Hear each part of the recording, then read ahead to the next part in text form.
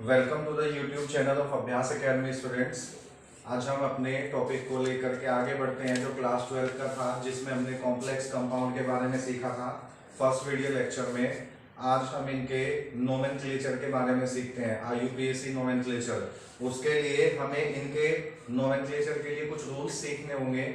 मैंने यहाँ पे कुछ एग्जांपल्स लिखे हुए हैं जिनके मैं आपको नाम लिखूंगा, और उससे पहले मैं आपको इनके रूल्स बताऊंगा कि आपको कौन कौन से रूल्स फॉलो करने होते हैं। तो आप अपना कॉपी पेन ले लें, क्योंकि मैं रूल्स यहाँ पे लिखूंगा नहीं, मैं सिर्फ आपको समझाऊंगा, तो आप उसको नोट डाउन कर लीजिएगा। फिर जब हम उन रूल्स को फॉलो करने के बाद में ये नाम लिखेंगे, इनके कंपाउंड्स के नाम लिखेंगे, तो आपको साथ साथ क्लियर भी हो जाएंगे।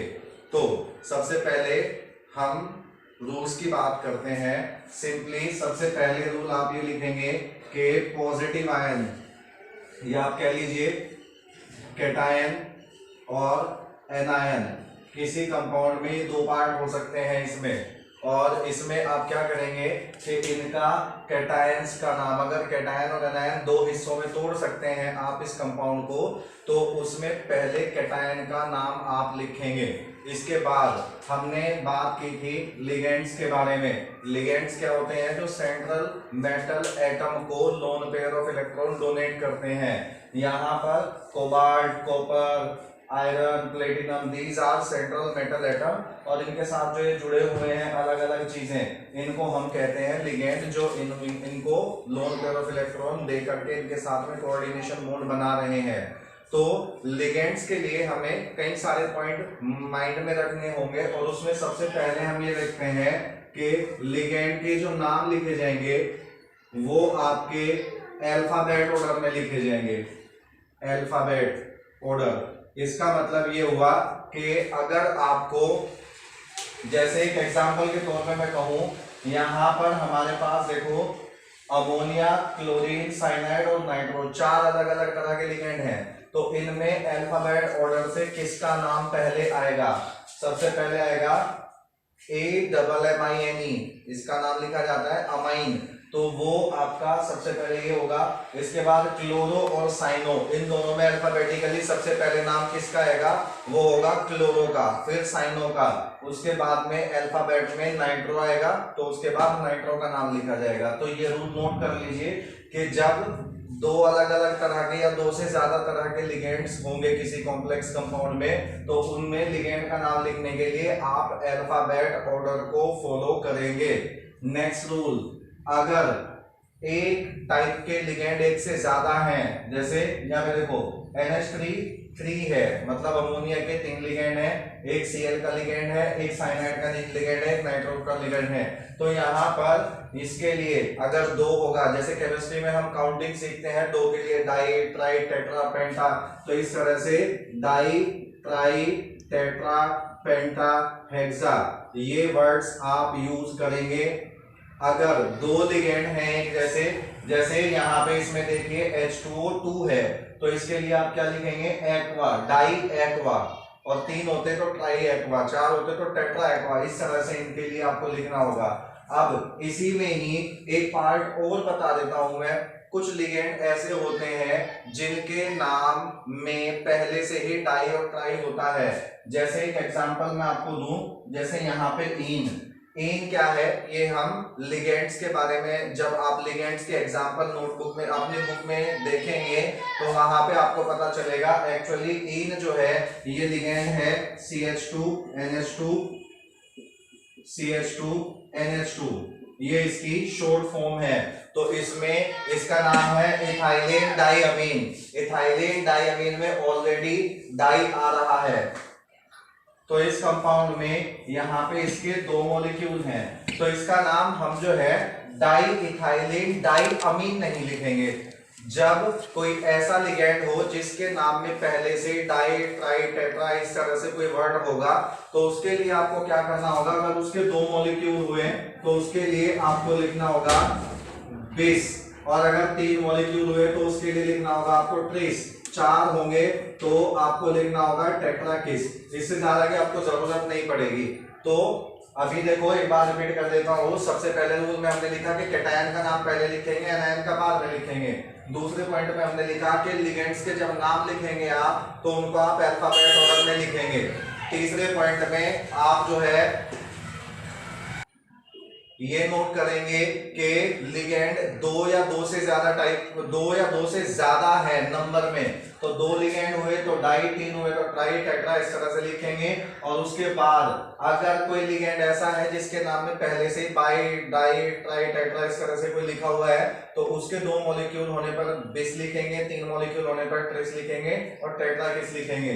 चौथा पॉइंट में लिख देता हूं, अगर आपके पास एम्बीडेंटेट लिगेंड है, एम्बीडेंटेट लिगेंड, तो एम्बीडेंटेट लिगेंड, इसके लिगेंड्स के बारे में हम पढ़ चुके हैं। तो उसमें हमने क्या पढ़ा था, एम्बीडेंटेट लिगेंड कौन से होते हैं, जो आपके ऐसे लिगेंड होते हैं जिनमें दो अलग अलग टाइप के एटम्स लोन पेयर देने में कैपेबल होते हैं, उन्हें कहते हैं हम एम्बीडेंटेट लिगेंड। जैसे मैं एक एग्जांपल देता हूं, अगर आपने यहाँ पर NO2 लिखा, ये नाइट्रो है, तो इसका मतलब है कि नाइट्रोजन लोन पेयर दे रहा है। और अगर ये आपने ONO इस तरह से लिखा तो इसका मतलब यहाँ पे जो है ये ऑक्सीजन इलेक्ट्रॉन दे रहा है। थायोसाइनाइड अगर ये लिखा हुआ है तो इसका मतलब यहाँ पर सल्फर इलेक्ट्रॉन दे रहा है। और NCS ऐसे लिखा हुआ है तो इसका मतलब यहाँ पे नाइट्रोजन इलेक्ट्रॉन दे रहा है। तो अगर आपको कहीं ऐसा लिखा दिखाई देगा तो इसके लिए आप नाम लिखोगे नाइट्रो या नाइट्राइटो। नाइट्रो लिख लेते हैं, वो आसान है, नाइट्रो N, नाइट्रो इसका नाम है और N रिप्रेजेंट करता है इस बात को कि नाइट्रोजन इलेक्ट्रॉन दे रहा है। और अगर इस तरह से आपको फॉर्मूले में लिखा दिखाई देगा ये, तो इसके लिए लिखेंगे नाइट्रो O, ऐसे करके लिखा जाएगा। ऐसे ही यहाँ पे ये है थायोसाइनाइड, तो इसमें लिखा जाएगा थायोसाइनाइडो, थायोसाइनाइडो S, ऐसे लिख सकते हो। और वैसे इसकी जरूरत नहीं पड़ेगी क्योंकि इनके तो दो नाम अलग अलग हैं, इसका थायोसाइनाइड है, इसका आइसोथायोसाइनाइड है, तो इसके लिए तो कोई कंफ्यूजन नहीं होगा, इसलिए ये वाली कंफ्यूजन यहाँ से हटा देते हैं, बस इसमें ध्यान रखना। और अगर साइनाइड हुआ तो इसका मतलब यहाँ पे साइनाइड लिगेंड और कार्बन लोन पेयर दे रहा है। और अगर ये NC हुआ तो इसका मतलब नाइट्रोजन इलेक्ट्रॉन दे रहा है और ये हो जाएगा आइसोसाइनाइड। तो एम्बीडेंटेट लिगेंड के बारे में ये है। ऐसा एग्जांपल यहाँ पे लिखा हुआ है, देखो इसमें अगर मुझे इसका नाम लिखना होगा तो नाइट्रो N लिखूंगा, इसमें जब इस लिगेंड का नाम लिखूंगा मैं तो लिखूंगा नाइट्रो O, ठीक है। तो ये लिगेंड के बारे में हुआ। अब एक छोटा सा पॉइंट और समझ लीजिए कि जो निगेटिवली चार्ज लिगेंड होते हैं, जिन पर निगेटिव चार्ज होता है, उनके नाम के एंड में आपका O आता है, उनका नाम O के साथ में खत्म होगा। जो निगेटिवली चार्ज लिगेंड होंगे एंड विद O, जैसे कि अगर मान लो ये Cl- है, ये लिगेंड है, तो इसका नाम लिखा जाएगा क्लोराइडो या क्लोरो। और अगर ये साइनाइड लिगेंड है तो इसका नाम लिखा जाएगा साइनाइडो। अगर SO4 लिगेंड है, SO4 2- तो इसका नाम लिखा जाएगा सल्फेटो, इस तरह से। तो जो नेगेटिवली चार्ज लिगेंड होते हैं उनके नाम के लास्ट में O आता है। और अगर कोई न्यूट्रल लिगेंड है, न्यूट्रल लिगेंड जैसे अमोनिया न्यूट्रल है, जैसे H2O न्यूट्रल है, और यहाँ पर यही है हमारे पास फिलहाल एग्जांपल, तो इनके नाम एज इट इज लिखे जाते हैं। न्यूट्रल लिगेंड के एग्जांपल मैं आपको बता देता हूं, वे हैं आपके H2O। H2O के लिए आपको लिखना होता है एक्वा। अगर NH3 लिगेंड होगा तो इसके लिए आप लिखेंगे AMMINE अमीन। जैसे ये लिगेंड होगा तो इसके लिए लिखा जाएगा कार्बोनिल, ठीक है। ये कुछ आपके न्यूट्रल लिगेंड के एग्जांपल्स हैं। तो ये पॉइंट्स तो हुए लिगेंड्स के बारे में। अब जब आप लिगेंड्स के नाम लिख लेंगे तो आपको अब एक चीज नोटिस करनी होगी कि आपका जो कॉम्प्लेक्स स्फीयर है, मतलब ब्रैकेट वाला जो हिस्सा है, वो कैटायन है या एनायन है। तो जैसे इसमें देखिए यहाँ पर ब्रैकेट वाला हिस्सा पहले है और SO4 बाद में है, तो यहाँ पर आप क्या करेंगे, ये आपका कैटायन है, ये एनायन है। इस केस में देखिए यहाँ पे पहले सोडियम है, ब्रैकेट वाला हिस्सा बाद में है, तो अगर मैं इस पर चार्ज लगाने लगूं Na पर 1 प्लस चार्ज होता है 3Na, तो इस पे 3 माइनस चार्ज होगा, इस वाले हिस्से पर 2 प्लस चार्ज होगा और इस पे 2 माइनस चार्ज होगा। इसको बोलते हैं, ये तो कोऑर्डिनेशन स्फीयर होता है, और ये जो बाहर ब्रैकेट के बाहर होते हैं इनको कहते हैं काउंटर आयन। काउंटर आयन मतलब जो इस कॉम्प्लेक्स आयन पर जो चार्ज है उसको काउंटर बैलेंस कर देते हैं। जैसे इस पे 3 माइनस है तो 1 अन्य पे 1 प्लस होता है, 3 अन्य पे 3 प्लस हो जाएंगे, 3 प्लस और 3 माइनस काउंटर बैलेंस हो जाएंगे, मतलब कैंसिल हो जाएंगे, तो ये एक न्यूट्रल कंपाउंड बन जाएगा। खैर, तो इस एग्जांपल में हमारा जो कॉम्प्लेक्स आयन है वो एक कैटायन है, और इस एग्जांपल में जो हमारा एग्जांपल है वो हमारा जो कॉम्प्लेक्स आयन है वो हमारा एनायन है। तो ये बात ध्यान रखते हुए इस रूल को बहुत ध्यान से सुनिएगा। आफ्टर लिगेंड नेम, जब आप सारे लिगेंड के नाम लिख लेंगे तो CMA नेम इज रिटन, आप उसके बाद में सेंट्रल मेटल एटम का नाम लिखेंगे। जैसे इसमें सेंट्रल मेटल एटम कोबाल्ट है, इसमें कॉपर है, इसमें आयरन है, इसमें प्लेटिनम है, इसमें कोबाल्ट है, तो इनका नाम लिखा जाएगा। अब यहां पर if complex ion is cation, अगर वो पहला हिस्सा हुआ मतलब कैटायन हुआ, जैसे इसमें है, जैसे इसमें है, और इन 2-3 एग्जांपल में आपका कॉम्प्लेक्स आयन वाला हिस्सा पहले है तो ये कैटायन है, तो सेंट्रल मेटल एटम का नाम एज इट इज लिखा जाएगा। CMA name same. सेम का मतलब यहां पे मैं कहना चाह रहा हूं कि अगर मुझे यहां पर कॉपर का नाम लिखना है तो कॉपर ही लिखूंगा, और यहां पे कोबाल्ट का नाम लिखना है तो कोबाल्ट ही लिखूंगा। लेकिन अगर ये एनायन होगा तो CMA सेंट्रल मेटल एटम का जो नाम होगा CMA नेम एंड विद 8, तो उसके नाम में 8 लग जाएगा। कैसे? देखो, जैसे इसमें यहां पर ये एनायन है, एनायन में आयरन जो है हमारा सेंट्रल मेटल एटम है, आयरन का लैटिन नेम क्या होता है? फेरियम। तो अगर इसका मैं बात करूं कि ये पहले होता तो इसका नाम लिखता मैं आयरन, लेकिन अगर ये एनायन है बाद में है तो इसका नाम लिखा जाएगा फेरेट। जैसे एग्जांपल मैं आपको बताऊं, इसमें ये निगेटिव चार्ज है -1, तो इसका मतलब ये हुआ कि जो कॉम्प्लेक्स आयन है हमारा वो हमारा है निगेटिवली चार्ज, मतलब एनायन है, और एनायन में प्लेटिनम का जब नाम लिखा जाएगा तो प्लेटिनम के नाम के बाद में 8 लग जाएगा, तो ये हो जाएगा प्लेटिनेट। ठीक है, अगर ये पॉजिटिव आयन होता कॉम्प्लेक्स आयन तो इसको मैं लिखता प्लेटिनम, सिंपल प्लेटिनम। जो मैंने लिखा है CMA का नाम सेम लिखोगे, मतलब जो उसका नाम है वो लिखा जाएगा। लेकिन अगर ये एनायन हुआ तो फिर इसके नाम के मेटल एटम के बाद जो है आपका लिखा जाएगा 8, उसके नाम के बाद। इसके बाद आपको एक चीज और नोटिस करनी है कि जब आप सेंट्रल मेटल एटम का नाम लिख दें तो जस्ट आफ्टर CMA नेम, जैसे ही आप सेंट्रल मेटल एटम का नाम लिख दें तो आपको क्या करना होगा? Its oxidation number is written in bracket in roman अंकों में उसकी ऑक्सीडेशन नंबर लिखेंगे। तो ऑक्सीडेशन नंबर कैलकुलेट करना आपको आना चाहिए, वो 11th क्लास का टॉपिक है, और मैं यहाँ पे भी थोड़ा आपको आइडिया दे दूंगा किस तरह से कैलकुलेट होती है। ठीक है, तो एक बार इनको आप नोट कर लें, और नोट करने के बाद मैं इनके जब नाम लिखूंगा तो ये सारे रूल मैं आपको यहाँ पे फॉलो करूंगा। एक आध और छोटे मोटे रूल्स हैं वो मैं आपको यहाँ पे बीच में ही बता दूंगा जब मैं नाम लिखूंगा। तो जो मेन बातें हैं वो मैंने आपको बता दी है, आप इनको नोट कर लीजिए। आई होप ये आपने कॉपी कर लिए होंगे रूल्स। अब मैं इनके आपको नाम लिख के दिखाता हूँ, वे रूल्स आप जो है किस तरह से अप्लाई करेंगे जब एक कंपाउंड का आपको कॉम्प्लेक्स कंपाउंड का नाम लिखना होगा।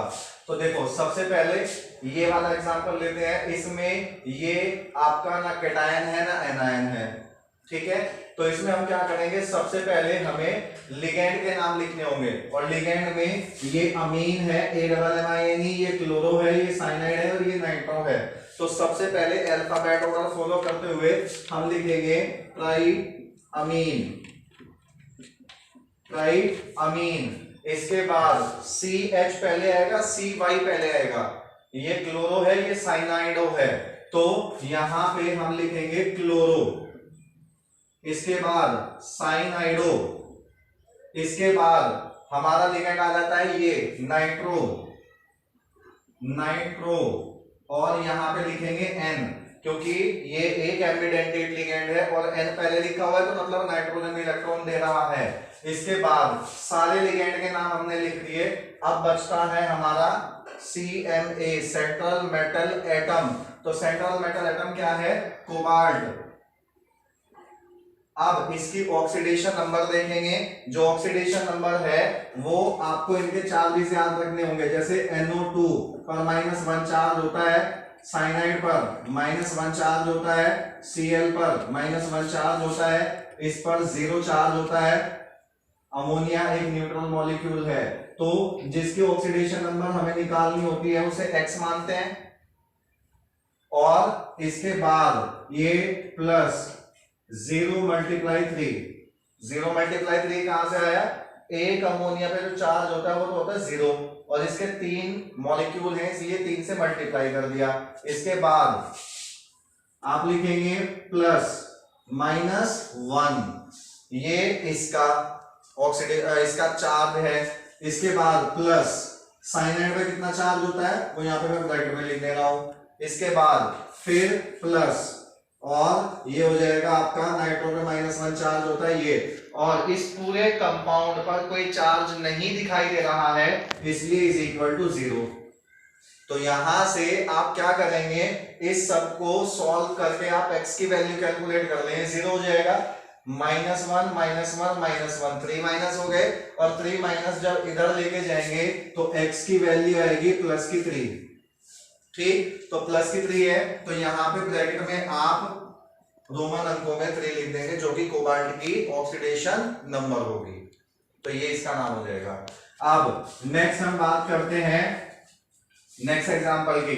तो इसमें ये कैटायन पहले है, तो कैटायन का नाम लिखना है, इस कैटायन में ब्रैकेट वाले हिस्से में पहले लिख, तो यहां पर ये हमारा कैटायन है, इस कैटायन में पहले लिगेंड का नाम लिखेंगे, और लिगेंड में भी H2O का नाम पहले आएगा, इसका बाद में आएगा। ऐसा क्यों, कौन सा आएगा वो आप मुझे बताएं सोच करके।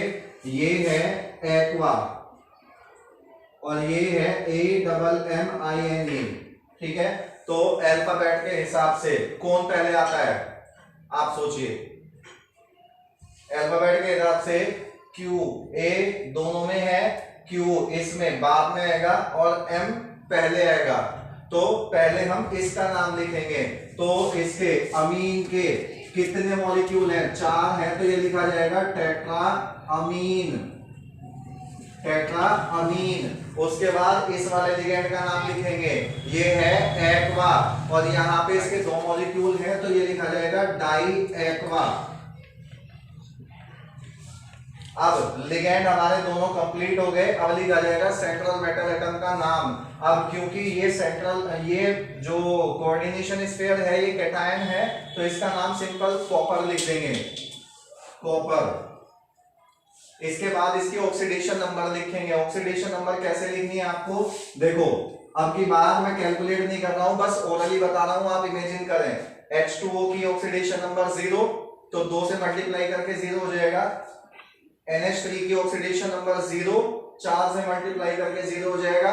और SO4 कितना चार्ज होता है SO4 पे, 2 माइनस, तो एक बार थोड़ा सा मैं लिख देता हूं, आइडिया हो जाएगा। X जिसकी ऑक्सीडेशन नंबर निकालनी है वो X, ये आपका 0 × 2 plus 0 × 4 plus -2 is equal to 0।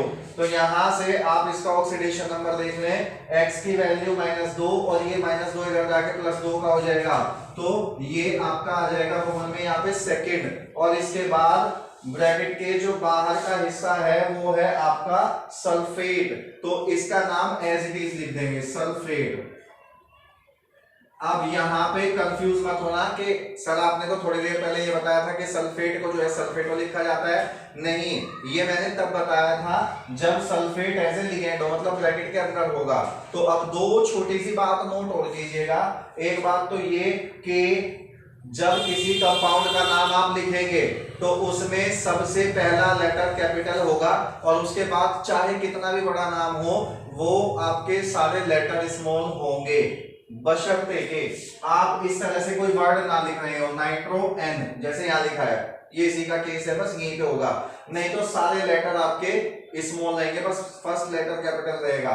दूसरी बात, जो ब्रैकेट के बाहर के एटम या मॉलिक्यूल होते हैं, जैसे इसमें SO4 है, इसमें 3Na है, तो इनके लिए आपको डाई ट्राई टेट्रापेंटा लिखने की जरूरत नहीं है। इनका बस आप सिंपल नाम लिखने, जैसे मैंने यहाँ पे इसके लिए सल्फेट लिखा है, एक सल्फेट है तो सल्फेट लिख दिया, दो होते तो भी दो सल्फेट होने पर भी मैं इसका नाम सिर्फ सल्फेट लिखता, डाई सल्फेट ना लिखता।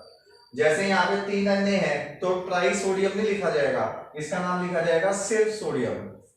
खैर, यहाँ पर ये नाम कंप्लीट हो जाता है। अब इस नेक्स्ट एग्जांपल पर ही आते हैं। तो यहाँ पे सबसे पहले ये पॉजिटिव आयन है तो इस पॉजिटिव आयन का नाम लिखेंगे और ये है सोडियम, तो सबसे पहले इसका नाम लिखा जाएगा सोडियम। इसके बाद कोऑर्डिनेशन स्फीयर, मतलब ब्रैकेट वाला हिस्सा, ब्रैकेट वाले हिस्से का नाम लिखेंगे और ब्रैकेट वाले हिस्से में पहले लिगेंड का नाम लिखेंगे।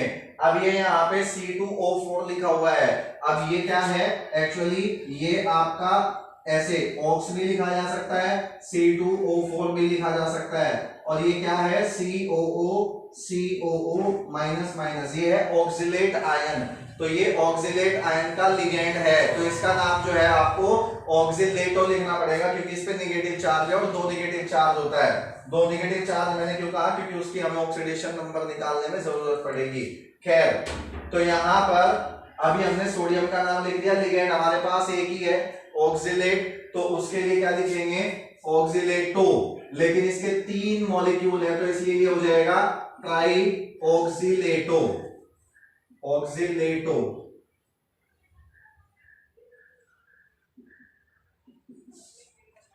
ठीक है, ट्राई ऑक्सिलेटो। और इसके बाद लिगेंड कंप्लीट हो गए। इसके बाद लिखेंगे, यहां पर देखो ये आपका ब्रैकेट वाला हिस्सा एनायन वाला पोर्शन है, तो इसलिए इसका नाम क्या लिखा जाएगा, आयरन नहीं लिखेंगे। अगर ये पहले होता ब्रैकेट वाला हिस्सा केटायन तो लिखते आयरन, लेकिन ये एनायन है, यहाँ पर बाद में है, तो इसका नाम लिखा जाएगा फेरियम से निकाल करके, और उसके बाद में लगा देंगे 8, तो ये हो जाएगा फेरेट। और अब इसके बाद इसकी ऑक्सीडेशन नंबर लिखी जाएगी। ऑक्सीडेशन नंबर लिखने के लिए आपको क्या करना है, वही तरीका अपनाएंगे। Na की +1 होती है 3 एटम, प्लस इसकी X होती है आयरन की, मतलब जिसकी हमें निकालनी है, प्लस ऑक्सिलेट आयन पर मैंने अभी कहा 2 माइनस चार्ज होता है, ये 2 माइनस, इसके 3 मॉलिक्यूल हैं और इज इक्वल टू 0, तो ये 6 हो जाएगा, 3 2 6, और ये कितना हो जाएगा 3, तो 3 प्लस के और 6 माइनस के कितने बचे, माइनस के 3, और वो इज इक्वल टू के इधर आकर के हो जाएंगे प्लस के 3, तो इसकी ऑक्सीडेशन नंबर यहाँ पर होगी 3। ये नाम कंप्लीट हो गया।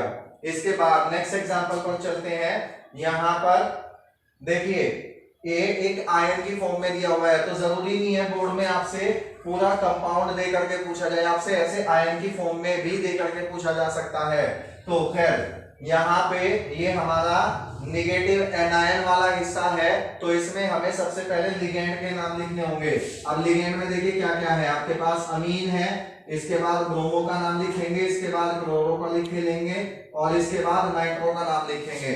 तो अब सबसे पहले अमीन एक है तो लिखा जाएगा अमीन, इसके बाद ब्रोमो या ब्रोमाइडो कुछ भी लिख सकते हो, ब्रोमो, उसके बाद क्लोरो या क्लोराइडो, और इसके बाद नाइट्रो, और नाइट्रो के बाद ये नाइट्रो कैसा है, जिसमें N पहले है, तो इसके लिए आपको यहाँ पर ये लिखना पड़ेगा N, और इसके बाद अब देखो ये एनायन वाला हिस्सा है आपका ब्रैकेट वाला, तो प्लेटिनम, प्लेटिनम का नाम सिंपल नहीं लिखा जाएगा, प्लेटिनम नहीं लिखा जाएगा क्योंकि ये एनायन है, तो इसका नाम लिखा जाएगा 8 लगा के, ये हो जाएगा प्लेटिनेट, प्लेटिनेट।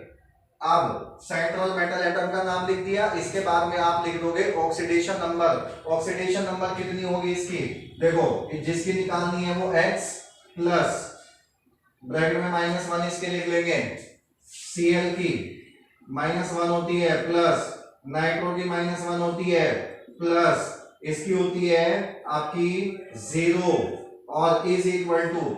अब यहाँ पे ऊपर वाले एग्जांपल्स में जो है हम कोई इज इक्वल टू के इधर 0 लिख रहे थे, क्यों लिख रहे थे, क्योंकि ना तो इस पे कोई चार्ज था और ना इस पूरे कंपाउंड पे कोई चार्ज था, ना इस पर था, लेकिन इस आयन पर चार्ज है, जितनी वैल्यू चार्ज की होती प्लस होता तो इज इक्वल टू प्लस में उतनी वैल्यू, यहाँ पे कोई चार्ज नहीं था तो 0 लिख रहे थे, और यहाँ पर ये -1 है तो यहाँ पर हम इज इक्वल टू के इधर -1 लिख देंगे, और x की वैल्यू कैलकुलेट कर लीजिए, -1 -1 3 माइनस तो ये हो गए, और ये हो गया 3 माइनस इधर चला जाएगा तो प्लस के 3 हो जाएगा, और प्लस के 3 में से -1 आप सब्ट्रैक्ट कर दोगे तो बचेगा प्लस के 2, तो यहां पर ये हो जाएगा प्लेटिनेट सेकंड। ठीक है, ये कंप्लीट हो जाएगा। इसके बाद इस एग्जांपल को देखते हैं, इसमें हमारा ब्रैकेट वाला हिस्सा पहले कैटायन है, तो इसमें आप पहले लिगेंड के नाम लिखेंगे। अब इसमें लिगेंड के नाम अल्फाबेट ऑर्डर में करने के लिए आपको पहले इनके नाम जानने होंगे। ये है इथाइलिन डायमीन, ये है नाइट्रो और ये है Cl, तो अल्फाबेट ऑर्डर में कौन पहले आएगा, इथाइलिन डायमीन है, इसके बाद नाइट्रो है, इसके बाद क्लोरो है, तो क्लोरो पहले आएगा, तो यहाँ पे लिखेंगे क्लोरो या क्लोराइडो। इसके बाद आपका आएगा इथाइलिन डायमीन, लेकिन इथाइलिन डायमीन के तो 2 मॉलिक्यूल हैं। अभी हमने एक रूल पढ़ा था कि जब कोई ऐसा लिगेंड हो जिसके नाम में पहले डाई ट्राई हो तो उसके लिए 2 के लिए बिस लिखेंगे, तो यहाँ पे हो जाएगा बिस, और ये हो जाएगा इथाइलिन डाइअमीन। ठीक है, इसके बाद ये वाला लिगेंड लिखेंगे नाइट्रो। अब इसमें जो लोन पेयर दे रहा है वो ऑक्सीजन दे रहा है, क्योंकि ऑक्सीजन पहले है तो यहाँ पे डैश लगा के O लिख देंगे। अब इस सेंट्रल मेटल एटम का नाम लिखेंगे, अब क्योंकि ये कैटायन वाला हिस्सा है तो इसका सिंपल नाम लिखा जाएगा, ये होगा कोबाल्ट। और अब इसकी ऑक्सीडेशन नंबर, अब इन पर जो ऑक्सीडेशन नंबर निकालते टाइम आप देखेंगे, इसकी कोबाल्ट की तो X होगी, इसके बाद इन पर 0 चार्ज होता है, 0 मल्टीप्लाइड बाई 2, इसके बाद नाइट्रो पर प्लस -1 चार्ज होता है, और इस पर क्लोरीन पर -1 चार्ज होता है, इस वाले क्लोरीन पर -1 चार्ज होगा, और इज इक्वल टू में 0 आ जाएगा।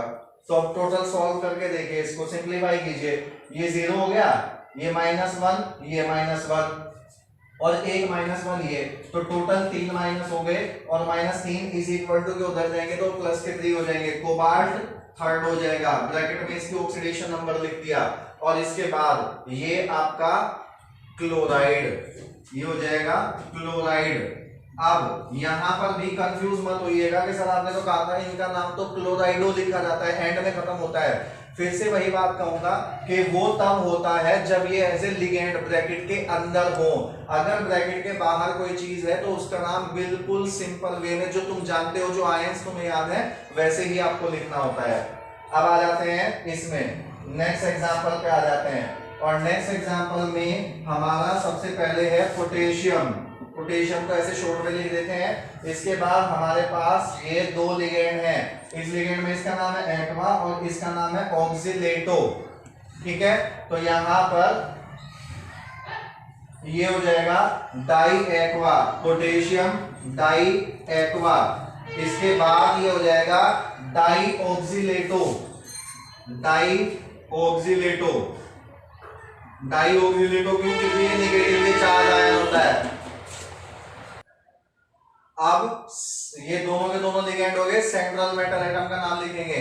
अब क्योंकि हमारा ये वाला पोर्शन जो है ब्रैकेट वाला पोर्शन एनायन है, अगर ये पहले होता तो इसका नाम लिखते क्रोमियम, लेकिन अब ये एनायन है तो इसके नाम के बाद में लगेगा 8, ये हो जाएगा क्रोमेट, क्रोमेट।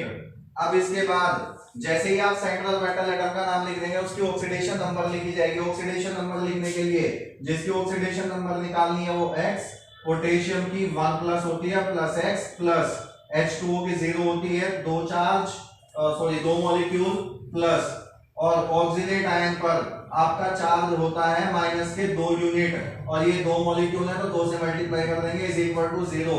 तो ये कितना हो गया, माइनस के आपके हो गए 4 और ये हो गया प्लस का 1, तो माइनस के 3 बचे, और माइनस के 3 इज इक्वल टू उधर जाके हो जाएंगे ये आपके प्लस के 3, तो क्रोमेट थर्ड हो जाएगा। ये आपका इसका नाम हो गया। ठीक है, तो ये कुछ एग्जांपल्स हैं जो आपको मैंने बताए हैं, जिसमें मैंने आपको रूल्स बताए, और उन रूल्स को अप्लाई नाम लिखने के लिए कंपाउंड्स के आपको किस तरह से करना है वो मैंने आपको यहाँ पे क्लियर किया।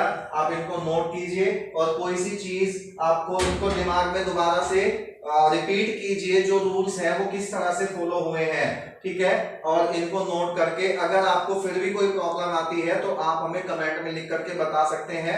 वैसे आई होप के सारी चीजें आपको क्लियर हो गई होंगी, और ये ध्यान रखिएगा बोर्ड में 1 नंबर का क्वेश्चन यहाँ से जरूर आता है, 100% यहाँ से क्वेश्चन पूछा जाता है, तो आप इसको अच्छे से समझ लीजिए, और अगर कोई प्रॉब्लम आती है तो कमेंट सेक्शन में हमें लिख करके बताएं। इसको नोट कीजिए, आगे के टॉपिक पे चलते हैं फिर। चलिए अब हम बात करते हैं कोऑर्डिनेशन कंपाउंड्स में आइसोमेरिज्म की। यस, आइसोमेरिज्म जो आपने 11th क्लास में पढ़ा। आइसोमेरिज्म क्या होता है, जब कोई ऐसा कंपाउंड आपके पास हो जिसका मॉलिक्यूल ऐसे कह लीजिए, जब आपके पास 2 या 2 से ज्यादा कंपाउंड हो और उनके मॉलिक्यूलर फॉर्मूले तो सेम हो, लेकिन उनकी जो फिजिकल प्रॉपर्टीज हैं, केमिकल प्रॉपर्टीज हैं, वो अलग हो जाएं, तो उन्हें कहते हैं आइसोमर्स, और ये प्रोसेस कहलाती है आइसोमेरिज्म। तो वो 11th क्लास में आपने पढ़े होंगे ऑर्गेनिक केमिस्ट्री में। यहाँ पे हम इनऑर्गेनिक में पढ़ते हैं, कॉम्प्लेक्स कंपाउंड्स में भी आइसोमेरिज्म होती है। तो आइसोमेरिज्म आप चाहे तो डेफिनेशन लिख सकते हैं, when 2 or more compounds have similar molecular formula but different chemical and physical properties, तो उन्हें आप कह सकते हैं आइसोमर्स। ठीक है, और ये प्रोसेस कहलाती है आइसोमेरिज्म। तो यहाँ पे आइसोमेरिज्म आपकी 2 तरह की होगी, एक तो आप कह लीजिए स्ट्रक्चरल आइसोमेरिज्म, स्ट्रक्चरल आइसोमेरिज्म, और दूसरी आपकी होगी ऑप्टिकल आइसोमेरिज्म, जैसे कि ऑर्गेनिक केमिस्ट्री में होता है। तो यहां पर आप इनके सब पार्ट्स भी कर सकते हैं। स्ट्रक्चरल आइसोमेरिज्म जो है वो आप 4 पार्ट में डिवाइड करेंगे। सबसे पहले हम लिखेंगे आयोनाइजेशन आइसोमेरिज्म, दूसरा हाइड्रेट या सोलवेट, दोनों नाम ले सकते हैं आप, आइसोमेरिज्म। इसके बाद आप लिखेंगे कोऑर्डिनेशन आइसोमेरिज्म, कोऑर्डिनेशन आइसोमेरिज्म, और इसके बाद आप लिखेंगे लिंकेज आइसोमेरिज्म।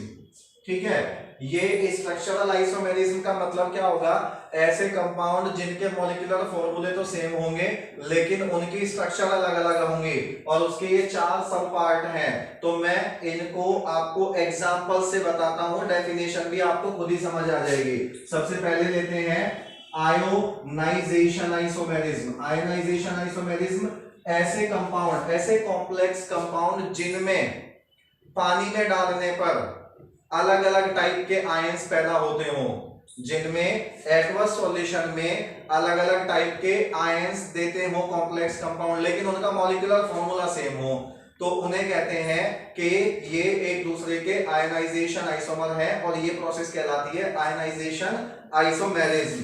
ठीक है, इसका हम एक एग्जांपल ले लेते हैं, जैसे CONH3 5Br एंड SO4। ठीक, एक तो ये एग्जांपल ले लेते हैं, और एक एग्जांपल ले लेते हैं CONH3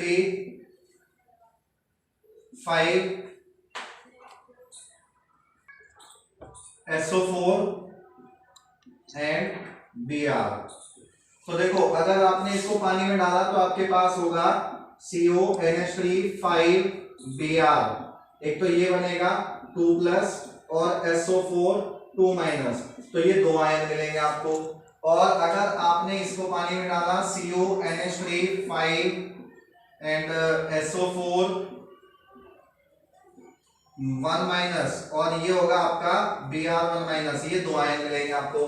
तो डेफिनेशन क्या बनी यहां से, जब किसी कॉम्प्लेक्स कंपाउंड किन ही कह लीजिए क्योंकि प्लूरल होंगे, 2 या 2 से ज्यादा होंगे, जब डिफरेंट कंपाउंड्स का मॉलिक्यूलर फॉर्मूला सेम हो लेकिन एक्वस सॉल्यूशन में डालने पर डिफरेंट टाइप ऑफ आयन देते हो। जैसे इसे पानी में डालोगे तो ये 2 आयन बनेंगे, इसे पानी में डालोगे तो ये 2 आयन बनेंगे, लेकिन मॉलिक्यूलर फॉर्मूला दोनों का सेम रहेगा। वो क्या है, CONH3 5Br एंड SO4, पूरे कंपाउंड का दोनों का फॉर्मूला ये है।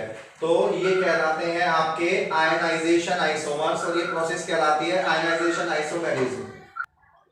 अब हम बात करते हैं हाइड्रेट आइसोमेरिज्म की, हाइड्रेट या सोलवेट आइसोमेरिज्म की। हाइड्रेट जैसे कि हमें पता है साइंस में, हम केमिस्ट्री में वाटर को हाइड्रा या हाइड्रेट बोलते हैं, तो यहाँ पर हाइड्रेट का मतलब है वाटर मॉलिक्यूल से। तो जब हमारे पास ऐसा कंपाउंड हो जैसे CrH2O6 एंड Cl3, मान लीजिए हमारे पास ये कंपाउंड है और इसको हम दूसरा फॉर्मूला लिखना चाहते हैं, तो ये कंपाउंड ये भी हो सकता है CrH2O5, इसमें से एक Cl अंदर कर लीजिए और एक H2O को बाहर ले लीजिए, ये Cl यहाँ पर आ जाएगा, ये Cl2 बचेगा और ये हो जाएगा आपका 1H2O। और एक और कंपाउंड बना सकते हैं CrH2O4, और ये 2 Cl आप इसमें ब्रैकेट के अंदर ले जाएं और ये बचेगा एक Cl और 2 H2O जो है आपके ये बाहर आ जाएंगे। तो ये 3 अलग अलग कंपाउंड हैं जिनमें आपके केमिकल फॉर्मूला, मॉलिक्यूलर फॉर्मूला तो सेम रहेगा लेकिन number of water molecule bracket के अंदर और ब्रैकेट के बाहर अलग अलग रहेंगे। ठीक है, तो नेक्स्ट है हमारा हो गया आयनाइजेशन आइसोमेरिज्म, हाइड्रेट आइसोमेरिज्म। इसके मान लेते हैं कोऑर्डिनेशन आइसोमेरिज्म।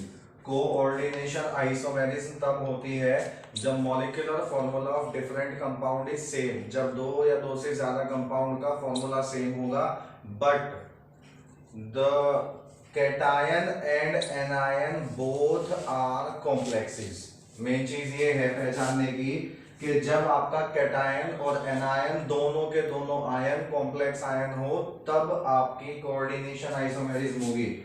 जैसे अगर हम बात करें CONH3 6 एंड CrCN6, इसमें कैटायन और एनायन दोनों के दोनों आपके कोऑर्डिनेशन कॉम्प्लेक्स आयन है, और इसका दूसरा हम आइसोमर कौन सा बना सकते हैं, वो है CO। इनके आप लिगेंड चेंज कर दें, लिगेंड चेंज करेंगे तो ये हो जाएगा COCN6 एंड CrNH3 ये इस तरह से होगा।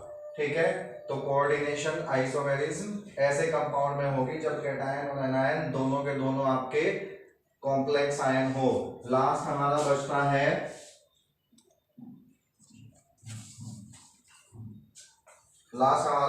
है लिंकेज आइसोमेरिज्म।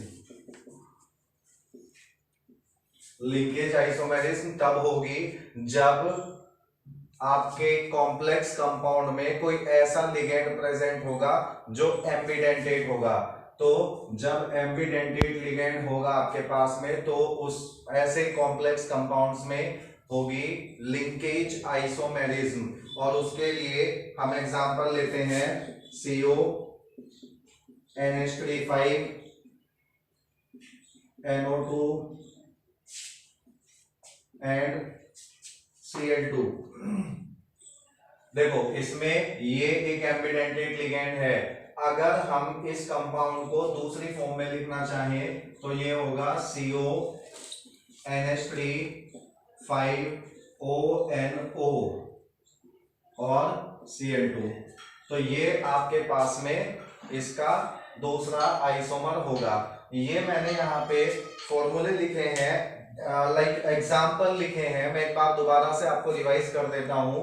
आपको जो कॉम्प्लेक्स कंपाउंड दिया जाएगा उसमें किस तरह से पहचानोगे कि आयनाइजेशन आइसोमेरिज्म है, हाइड्रेट आइसोमेरिज्म है, कोऑर्डिनेशन आइसोमेरिज्म है, या फिर लिंकेज आइसोमेरिज्म है। एक बार दोबारा से रिपीट करता हूं। आयनाइजेशन आइसोमेरिज्म कॉम्प्लेक्स कंपाउंड में जब होगी जब ब्रैकेट के बाहर और अंदर आयन एक्सचेंज हो जाते हो। जब ब्रैकेट के बाहर और अंदर आयन एक्सचेंज होंगे तो उससे क्या डिफरेंस होगा, जब आप इस कॉम्प्लेक्स कंपाउंड को पानी में डालेंगे तो ये अलग अलग आयन देगा। जैसे ये कंपाउंड है, अगर इसको डालोगे तो ये 2 आयन देगा, और अगर SO4 को अंदर कर दें, Br को बाहर कर दें, तो कोऑर्डिनेशन नंबर अभी भी इसकी इतनी ही रहेगी। लेकिन यहाँ पर क्या होगा कि इस कंपाउंड को पानी में डालने पर आपको ये 2 आयन अलग अलग आयन मिलेंगे, इसका और इसका। इन दोनों कंपाउंड के आपके मॉलिक्यूलर फॉर्मूले सेम है, लेकिन आयन पानी में डालने पर आयनाइजेशन इसका डिफरेंट तरीके से होगा। That's why these are ionization isomers of each other. अब यहां पे एक चीज और कीजिएगा प्रैक्टिस के लिए, हम इनके नाम साथ में लिखते चलेंगे। तो जो प्रीवियस टॉपिक था हमारा नोमेनक्लेचर का, वो भी थोड़ा और क्लियर हो जाएगा। अगर हम इस कंपाउंड की बात करें तो इसका नाम क्या लिखेंगे, ये अमीन है और ये Br ब्रोमो है। तो यहां पर क्या लिखा जाएगा, पहले लिगेंड का नाम लिखा जाएगा, ये हो जाएगा पेंटा अमीन, इसके बाद में ब्रोमो, इसके बाद सेंट्रल मेटल एटम का नाम लिखेंगे, और ये क्योंकि कैटायन है इसलिए सिंपल इसे कोबाल्ट लिखेंगे। इसके बाद इसकी कोऑर्डिनेशन नंबर NH3 पे 0 चार्ज होता है, इस पे -1 होता है और इस पे -2 होता है। तो ये तो 0 हो गया, -1 और -2, -3 इज इक्वल टू 0। कैसे, ये x plus 0 multiplied by 5 plus -1 plus -2 sulphate के, और इज इक्वल टू 0। तो माइनस के 3 बनेंगे और वो इज इक्वल टू के उधर जाके प्लस के 3 हो जाएंगे। तो कोबाल्ट थर्ड, और सल्फेट के लिए सिंपली हम लिख देंगे सल्फेट। अगर हमें इस कंपाउंड का नाम लिखना हो तो हम क्या लिखेंगे, ये अमीन है, ये सल्फेटो है, तो यहां पे क्या होगा, पेंटामीन, पेंटामीन सल्फेटो। इसके बाद कोबाल्ट। अब इसकी कोऑर्डिनेशन ऑक्सीडेशन नंबर वही सेम रहेगी, कोबाल्ट थर्ड, और इसके बाद आ जाएगा ब्रोमाइड। तो यहां पर इसका नाम ये हो जाएगा। अब अगर हम इसकी बात करें हाइड्रेट आइसोमेरिज्म की, तो हाइड्रेट आइसोमेरिज्म कब होगी, जब ब्रैकेट के अंदर और ब्रैकेट के बाहर नंबर ऑफ वाटर मॉलिक्यूल अलग अलग हों। तो इसमें अगर हम ये कंपाउंड ले लेते हैं CrCl3.6H2O, मैं इसे ऐसे लिख देता हूं। तो मॉलिक्यूलर फॉर्मूला तो हमारे पास है ये। अगर हमें इसका नाम लिखना हो तो इसका नाम क्या लिखेंगे, हेक्सा एक्वा क्रोमियम, और फिर इसकी ऑक्सीडेशन नंबर लिख देंगे। ऑक्सीडेशन नंबर सब में इनकी कितनी आएगी क्रोमियम की, 0 multiplied by 6 plus -1 multiplied by 3 is equal to 0, और जिसकी निकालनी है उसकी x, तो ये प्लस के 3 आएगी। तो मैं दोबारा से बता रहा हूं, hexa aqua chromium third chloride, ये होगा इसका नाम। अब अगर हम नेक्स्ट वाले का नाम लिखें, इस वाले कंपाउंड का नाम होगा पेंटा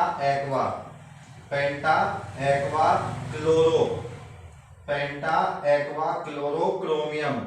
ऑक्सीडेशन नंबर वही रहेगी, ये हो जाएगा थर्ड, और उसके बाद हो जाएगा क्लोराइड और मोनोहाइड्रेट कह सकते हैं इसको, मोनोहाइड्रेट। मोनो का मतलब एक और हाइड्रेट का मतलब वाटर मॉलिक्यूल। अब यहाँ पे अगर हमें इसका नाम लिखना हो तो इसका नाम क्या लिखेंगे, टेट्रा एक्वा डाइक्लोरो या डाइक्लोराइडो। इसके बाद क्रोमियम थर्ड, क्लोराइड और डाइहाइड्रेट, इसका डाइहाइड्रेट नाम हो जाएगा। अब कोऑर्डिनेशन आइसोमेरिज्म कब होती है, जब दोनों के दोनों पार्ट मतलब कैटायन और एनायन आपके वे कॉम्प्लेक्स आयन हो, तब उसे कहते हैं कोऑर्डिनेशन आइसोमेरिज्म। ठीक है। अब इसके नाम की बात करें कि इन ऐसे कंपाउंड्स का नाम कैसे लिखा जाएगा, पहले ये वाला इसका कैटायन है, ये एनायन है, तो इसका नाम लिखेंगे, ये होगा हेक्सा एक्वा। इसके बाद लिगेंड का नाम हो गया, अब ये लिखेंगे कोबाल्ट, और इसकी ऑक्सीडेशन नंबर होगी, तो यहां इसकी कैलकुलेट करके देखिएगा, ऑक्सीडेशन नंबर आएगी 3rd। इसके बाद इस वाले पोर्शन का नाम लिखेंगे, ये है हेक्सासाइनो, हेक्सासाइनो। अब ये एनायन वाला पार्ट है, तो इसका नाम हो जाएगा, क्रोमियम की बजाय इसका नाम लिखेंगे क्रोमेट, और इसकी भी ऑक्सीडेशन नंबर यहाँ पर 3rd है, ठीक है। तो इस तरह से ये इनके नाम लिखे जाते हैं। इस वाले में थोड़ा चेंज हो जाएगा, ये हो जाएगा हेक्सासाइनो कोबाल्ट 3rd, उसके बाद हेक्सा अमीन क्रोमेट 3rd, इसका नाम इस तरह से हो जाएगा। अब आते हैं लिंकेज आइसोमेरिज्म पर। तो लिंकेज आइसोमेरिज्म तब होगी जब हमारे पास कोई एम्बिडेंटेट लिगेंड होगा जो सेंट्रल मेटल एटम से जुड़ा हुआ है। तो एम्बिडेंटेट लिगेंड होने पर लिंकेज आइसोमेरिज्म होगी। इसका नाम अगर आपको लिखना है तो इसका नाम होगा पेंटा अमीन। इसके बाद इस वाले लिगेंड का नाम लिखेंगे नाइट्रो। अब N पहले लिखा हुआ है इसलिए यहाँ पे आ जाएगा N, और ये हो जाएगा कोबाल्ट।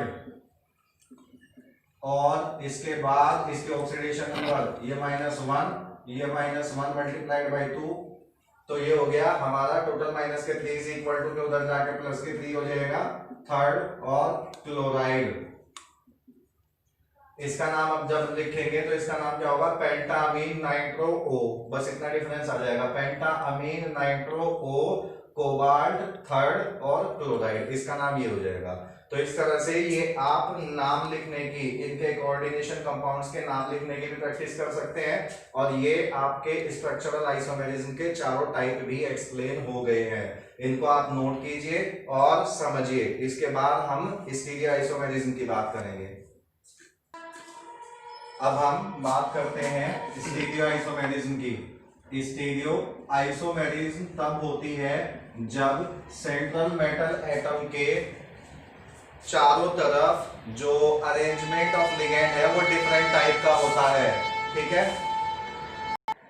डिफरेंट टाइप का अरेंजमेंट का मतलब है, मान लीजिए ये हमारे पास एक सेंट्रल मेटल एटम है, तो इसके चारों तरफ जो स्पेस है उस स्पेस में डिफरेंट अरेंजमेंट ऑफ लिगेंड हो, तो वो आपके स्टीरियो आइसोमर्स कहलाते हैं।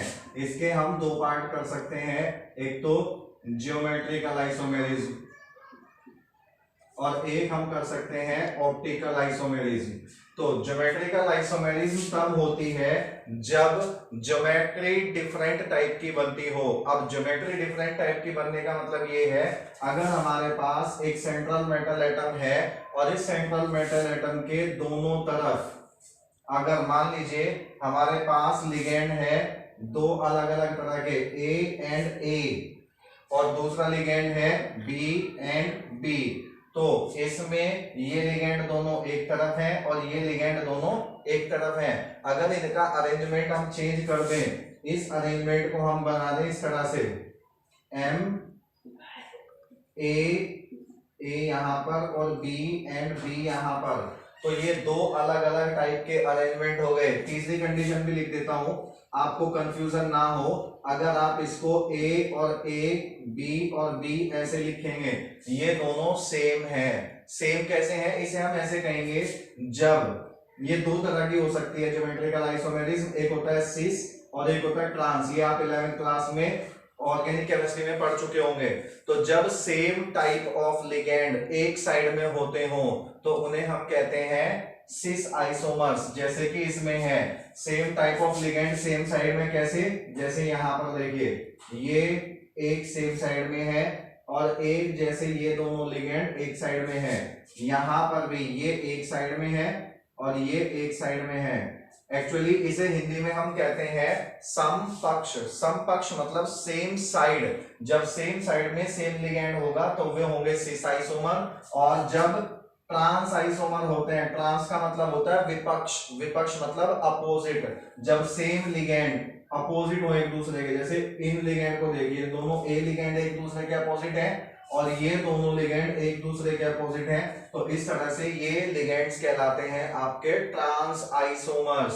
अब यहाँ पे थोड़ा हम बात करते हैं जिनकी कोऑर्डिनेशन नंबर, जिसमें ऐसे कोऑर्डिनेशन कंपाउंड जिनमें सेंट्रल मेटल एटम की कोऑर्डिनेशन नंबर 1 2 3 ये होंगी, वो आपके ये ज्योमेट्रिकल आइसोमेरिज्म शो नहीं करते हैं। नोट डाल के ये पॉइंट लिख लीजिएगा आप कि ऐसे कॉम्प्लेक्स कंपाउंड जिनमें सेंट्रल मेटल एटम की ऑक्सीडेशन नंबर 1 2 3 होंगी, वे आपके ज्योमेट्रिकल आइसोमेरिज्म शो नहीं करेंगे। दूसरी बात, 4 वाले भी नहीं करेंगे, लेकिन वो टेट्राहेड्रल होना चाहिए, टेट्राहेड्रल। इसका मतलब ये हुआ 4 केसेस ऐसे होंगे जो कोऑर्डिनेशन नंबर से आप बता सकते हैं, कोऑर्डिनेशन नंबर 1 वाले, 2 वाले, 3 वाले और कोऑर्डिनेशन नंबर 4 वाले टेट्राहेड्रल कंपाउंड। टेट्राहेड्रल कंपाउंड जो है उनमें ज्योमेट्रिकल आइसोमेरिज्म नहीं होती है। तो इसका मतलब ये हुआ, एक पॉइंट तो ये लिख लेंगे, दूसरा पॉइंट ये नोट कर लेंगे कि जिनकी कोऑर्डिनेशन नंबर 4 एंड 6 होगी वे आपके कोऑर्डिनेशन कंपाउंड जो है और ज्योमेट्रिकल आइसोमेरिज्म शो करते हैं। कोऑर्डिनेशन नंबर 6 वाले कैसी ज्योमेट्री बनाएंगे, ये बनाएंगे स्क्वायर प्लेनर, ठीक है, स्क्वायर प्लेनर। और जो कोऑर्डिनेशन नंबर 6 वाले आपके कोऑर्डिनेशन कंपाउंड होंगे वे आपके बनाते हैं ऑक्टाहेड्रल ज्योमेट्री। अब जब आपको बोर्ड में क्वेश्चन पूछे जाते हैं तो इनमें चाहे मैं आपको कुछ ऐसी ट्रिक बता रहा हूं जिससे आप किसी कंपाउंड को देख करके उसके ज्योमेट्रिकल आइसोमर आसानी से बना सकते हैं। आपको जरूरी नहीं है कि बहुत सारे एग्जाम्पल दे के बताया जाए, सिर्फ छोटा सा एक पैटर्न आपको बताया जाएगा जिससे कि आपको ये बात क्लियर हो जाए कि ज्योमेट्रिकल आइसोमर आपको किस तरह से ड्रॉ करने हैं, ठीक है। देखो, अगर आपके पास इस तरह के कंपाउंड है जैसे Ma2B2, तो कोऑर्डिनेशन नंबर इसमें हुई 4। कैसे हुई, इसका मतलब ये है कि एक मोनोडेंटेट लिगेंड है A जिसके 2 मॉलिक्यूल हैं, तो 2 लोन पेयर तो ये देगा, दूसरा देगा B, 2 लोन पेयर ये देगा, तो total 4 lone pair metal atom लेगा। ये मेटल एटम है और ये अलग अलग लिगेंड है, तो Ma2B2 टाइप के कंपाउंड जो है ये आपके ज्योमेट्रिकल आइसोमेरिज्म शो करेंगे। इसके बाद आप ले सकते हैं A2B एंड C, इस टाइप के कंपाउंड आपके ज्योमेट्रिकल आइसोमेरिज्म शो करेंगे। इसको देखो कैसे बनाएंगे, अगर हमारे पास मेटल एटम है तो स्क्वायर प्लेनर, स्क्वायर प्लेनर का मतलब होता है जैसे मान लीजिए कि एक प्लेन है, यहाँ पे बीच में सेंट्रल एटम है, ठीक है, जो लोन पेयर लेगा इसके एक इस कॉर्नर पे, एक इस कॉर्नर पे, एक इस कॉर्नर पे और एक इस कॉर्नर पे, चारों कॉर्नर पे एक एक लिगेंड जोड़ दिए जाएं, तो उसे आप बोर्ड पर या कॉपी में किस तरह से दिखाएंगे, उसकी ज्योमेट्री आप इस तरह से बनाएंगे, स्क्वायर प्लेनर कंपाउंड की। ये चीज आप 11th क्लास में जो हाइब्रिडाइजेशन है और आप वेस्पर थ्योरी पढ़ चुके हैं उनमें ज्योमेट्री बनानी आपने सीखी होगी। तो स्क्वायर प्लेनर ज्योमेट्री ऐसी होती है, तो इसमें आपको क्या करना होगा, ए और ए ये दोनों यहाँ पे लग जाएंगे, बी लिगेंड और बी लिगेंड यहाँ पर लग जाएगा। अब इसके एग्जाम्पल के तौर पे, जैसे मैं एक एग्जाम्पल बता रहा हूं आपको, मान लो ये है CONH32H2O2 ऐसे करके है, मतलब एक ऐसा लिगेंड और एक ऐसा लिगेंड। तो इसमें देखिए दोनों ए एक साइड में है, दोनों बी एक साइड में है, तो ये दोनों आपके सेम साइड में होने की वजह से ये इस तरह का आइसोमर, इस तरह की ज्योमेट्री कहलाएगी सिस आइसोमर। और अगर इसको हम ऐसे कर दें, सेंट्रल मेटल एटम यहाँ पर है आपका और इसकी ये स्क्वायर प्लेनर ज्योमेट्री है, ए यहाँ पर बी यहाँ पर और यहाँ पर बना दें, तो ये आपका बन जाएगा ट्रांस आइसोमर, ठीक है। अगर आप इस तरह का कंपाउंड लेते हैं, सेंट्रल मेटल एटम ड्रॉ करेंगे और इसको स्क्वायर प्लेनर ज्योमेट्री बना लेंगे। अब यहाँ पर ए और ए ये दोनों एक साइड में बना लीजिए, बी और सी एक साइड में बना लीजिए। अब बी और सी दोनों अलग अलग हैं, डजंट मैटर, ये कहीं पे भी हमें फर्क नहीं पड़ता, बस हमें इसको ए को देखना होगा। एक जैसे दो लिगेंड अगर सेम साइड में है तो ये आइसोमर होगा आपका सिस आइसोमर। दूसरा फॉर्म क्या हो सकता है इसका, ये आप ज्योमेट्री ड्रॉ करें स्क्वायर प्लेनर और इसमें ए और ए को अपोजिट कर दें और बी और सी को इधर लगा दें। तो बी और सी अपोजिट है कि नहीं है डजंट मैटर, लेकिन हमें ये देखना है कि एक जैसे लिगेंड आमने सामने आ गए हैं। तो ये अगर हमारा सिस था तो ये वाला कंपाउंड हमारा ट्रांस आइसोमर बनाएगा।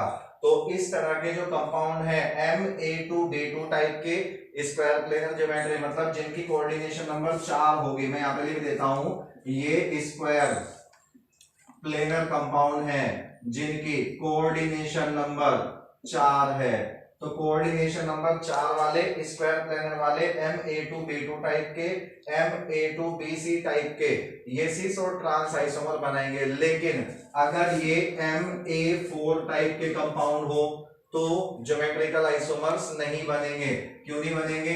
क्योंकि जो 4 के 4 लिगेंड हैं वो सेम हो जाएंगे, इनको आप अपोजिट कर ही नहीं सकते, अलग अलग लिगेंड होने जरूरी हैं। तो ये आप इस तरह से कर सकते हैं, या फिर Ma4 टाइप के ज्योमेट्रिकल आइसोमर नहीं बनाएंगे, Ma3B ये वाले कंपाउंड जो ऐसे कंपाउंड होंगे वो भी ज्योमेट्रिकल आइसोमर्स नहीं बनाएंगे, या फिर ये MaB3 टाइप के कंपाउंड होंगे तो भी ज्योमेट्रिकल आइसोमर नहीं बनाएंगे। तो ये ज्योमेट्रिकल आइसोमेरिज्म का पार्ट है जिसमें स्क्वायर प्लेनर, ये बात हम पहले बता चुके हैं, 1 2 3 4 और 4 वाले टेट्राहेड्रल ज्योमेट्रिकल आइसोमर नहीं बनाएंगे। ज्योमेट्रिकल आइसोमर जो है कोऑर्डिनेशन नंबर 4 वाले जो स्क्वायर प्लेनर वाले हैं वो बनाएंगे, और कोऑर्डिनेशन नंबर 6 वाले जो ऑक्टाहेड्रल ज्योमेट्री बनाते हैं वो बनाएंगे। स्क्वायर प्लेनर में किस तरह के कंपाउंड होंगे? Ma2B2 टाइप के कंपाउंड, Ma2B2 टाइप के कंपाउंड ये सिस और ट्रांस दो फॉर्म बनाएंगे। Ma2BC टाइप के कंपाउंड जो होंगे, इसका मतलब ये है कि दो लिगेंड एक जैसे हो, एक लिगेंड अलग हो और एक लिगेंड अलग हो, तो ऐसे कंपाउंड भी सिस और ट्रांस फॉर्म ऑफ आइसोमेरिज्म बना सकते हैं। जबकि Ma4, Ma3B और MaB3 इस टाइप के कंपाउंड जो है वो आपके ज्योमेट्रिकल आइसोमेरिज्म शो नहीं करते हैं। तो ये स्क्वायर प्लेनर वाले केसेस हो गए। अब हम डिस्कस करते हैं कोऑर्डिनेशन नंबर 6 वाले जो आपके ऑक्टाहेड्रल ज्योमेट्री बनाते हैं, उनकी ज्योमेट्रिकल आइसोमेरिज्म के डिफरेंट फॉर्म को, सिस को और ट्रांस को आप किस तरह से ड्रॉ करके दिखाएंगे। अब हम बात करते हैं ऐसे कंपाउंड की जिनमें कोऑर्डिनेशन नंबर 6 होगी और उनकी ज्योमेट्री जो है आपकी ऑक्टाहेड्रल होगी।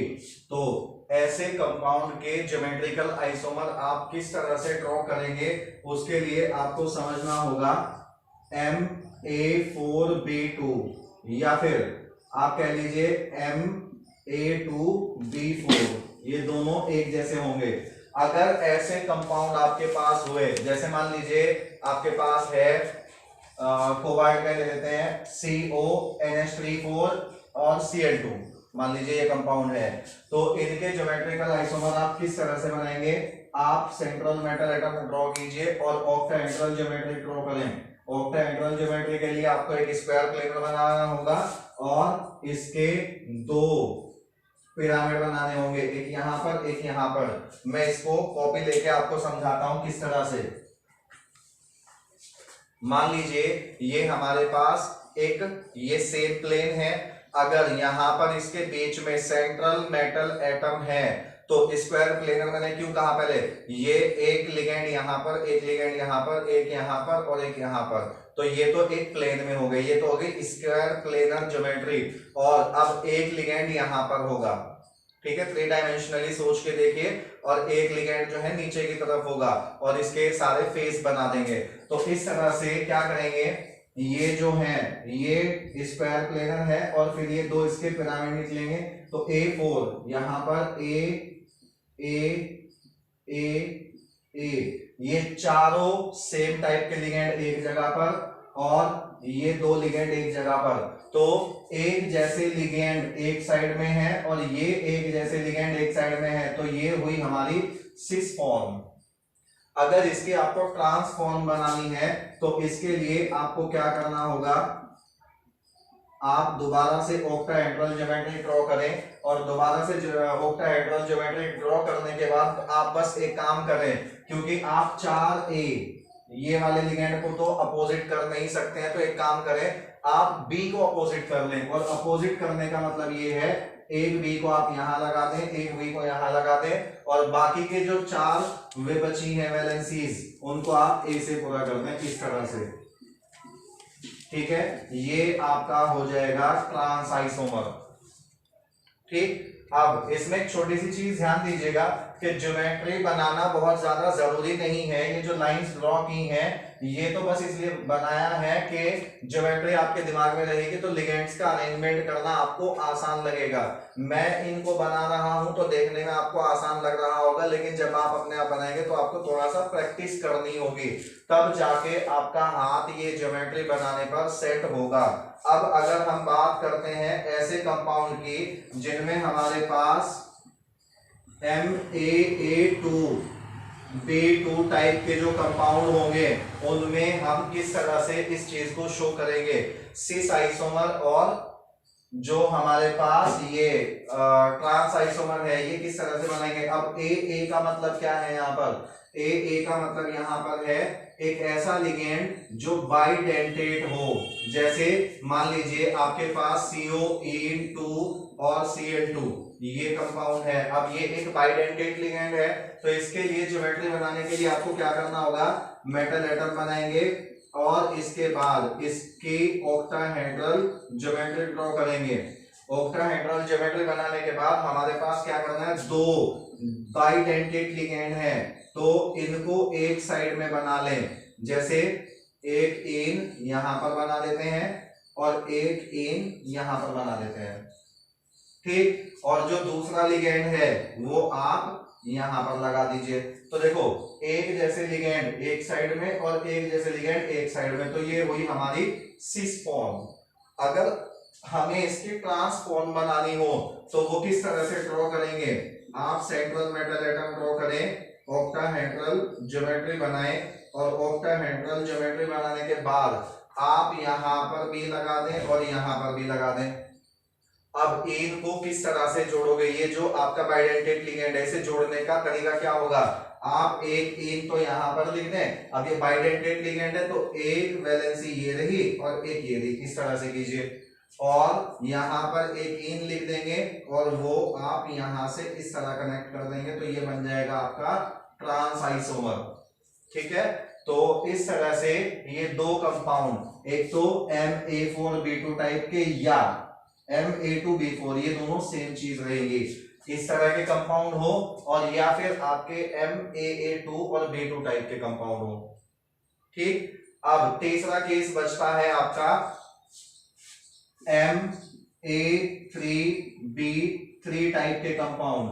ये आपका इंपॉर्टेंट है और अक्सर बोर्ड में ये वाला एग्जांपल आपसे पूछ भी लिया जाता है। इसमें आप क्या करेंगे, इसमें आपके पास तीन लिगेंड एक जैसे हैं, तीन लिगेंड एक जैसे हैं, तो आप यहां पर मेटल एटम ड्रॉ करें। मेटल एटम ड्रॉ करने के बाद ऑक्टाहेड्रल ज्योमेट्री बनाएं और इस ऑक्टाहेड्रल ज्योमेट्री को बनाने के बाद आप क्या करेंगे, A और A ये तीन एक साइड में लिख लिए और B और B ये तीनों आपने एक साइड में लिख दिए, तो ये हमारा हुआ सिस आइसोमर और इसको हम फेस आइसोमर भी बोलते हैं। और फेस आइसोमर, फेस का मतलब क्या है अभी मैं आपको क्लियर कर दूंगा। दूसरा केस क्या होगा आपका, सेंट्रल मेटल एटम ड्रॉ करेंगे और मेटल एटम ड्रॉ करने के बाद यहां पर हम देखेंगे कि हमें इसके अपोजिट करने हैं। अब की बार तो हमें क्या करना होगा, एक A यहां ले लेंगे, एक A यहां ले लेंगे, एक A यहां।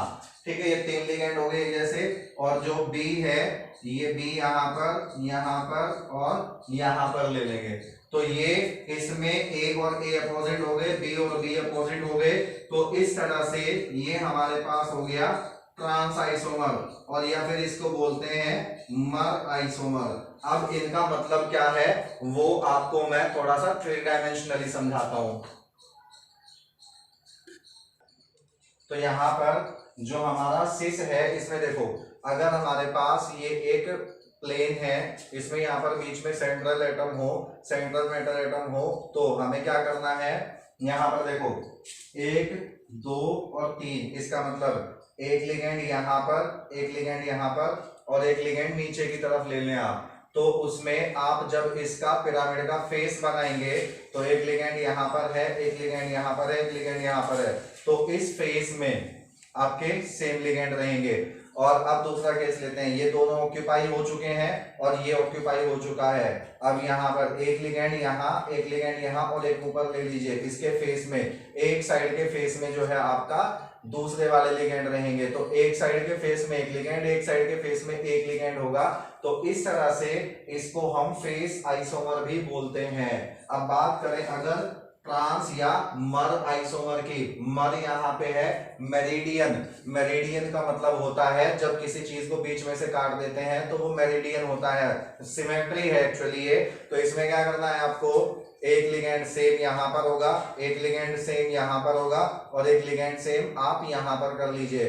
और इस कंपाउंड को अगर आप बीच में से काटेंगे तो एक तरफ के हिस्से में, दोबारा सुनिए, एक लिगेंड यहाँ पर, एक लिगेंड यहाँ पर और एक लिगेंड यहाँ पर, और इसको बीच में से काट दें तो एक तरफ के हिस्से में आपके सेम लिगेंड आएंगे और जो दूसरी तरफ का हिस्सा है ये और ये इसका बाकी का हिस्सा आपका दूसरा लिगेंड आएगा बाकी के हिस्से में। तो ये इसलिए मेरिडियन, ये फेस आइसोमर होते हैं, ये मेरिडियन आइसोमर होते हैं। तो इस तरह से ये है हमारे ज्योमेट्रिकल आइसोमेरिज्म, ऐसे कंपाउंड जिनमें कोऑर्डिनेशन नंबर 6 होगी और जिनकी ज्योमेट्री ऑक्टाहेड्रल होती है, ये उनके एग्जांपल हैं। आप इनको ड्रॉ कर लीजिए और इनको समझ लीजिए।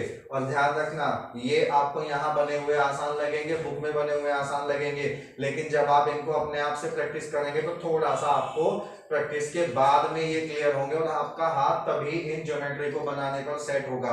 बाकी ज्योमेट्री बनाना इतना इंपॉर्टेंट नहीं है, बोर्ड में जो क्वेश्चन पूछा जाता है वो तो आपको एक एग्जांपल दे दिया जाता है और ये पूछा जाता है कंपाउंड देके कि बताओ इसके कितने आइसोमर्स होंगे। कभी कभी आपसे ज्योमेट्री भी बनवाई जा सकती है, तो इसमें कोई दो राय नहीं है। तो ज्योमेट्री भी आपको बनानी आनी चाहिए। आप इनको ड्रॉ कीजिए, हम ऑप्टिकल आइसोमेरिज्म के बारे में बात करेंगे। फिर ऑप्टिकल आइसोमेरिज्म, ऑप्टिकल आइसोमेरिज्म कब होती है, जब आपका आइसोमर उसमें जो स्पेस में लिगेंड्स का अरेंजमेंट डिफरेंट हो और वो प्लेन पोलराइज लाइट को उसके प्लेन को रोटेट कर देता हो, तो वो ऑप्टिकली एक्टिव कंपाउंड कहलाता है। तो यहाँ पे हम लिखेंगे ऐसे सच complexes in which molecular formula is same but the tendency to rotate the plane of polarized light is different। तो यहाँ पे ऐसे लिख देंगे कि ऐसे isomer which can rotate plane of polarized light in different direction. ऐसे आइसोमर जो प्लेन पोलराइज लाइट को डिफरेंट डायरेक्शन में रोटेट कर देते हैं उन्हें कहते हैं ऑप्टिकल आइसोमर, और ये कहलाते हैं ऑप्टिकल आइसोमेरिज्म। तो ऐसे कंपाउंड कहलाते हैं ऑप्टिकली एक्टिव कंपाउंड। अगर आपको आइडिया नहीं है प्लेन पोलराइज लाइट क्या होती है तो थोड़ा सा बता देता हूं। अगर आपके पास एक लाइट सोर्स है, इसमें से ये लाइट निकल रही है, ये आपने निकोल प्रिज्म में को पास करवाई, तो फिजिक्स में आपने सीखा होगा कि लाइट का जो डिस्पर्जन है वो चारों डायरेक्शन में होता है। इसका मतलब इधर को भी, इधर को भी, इधर को भी, इस तरह से। ये आपकी लाइट कहलाएगी पोलराइज लाइट।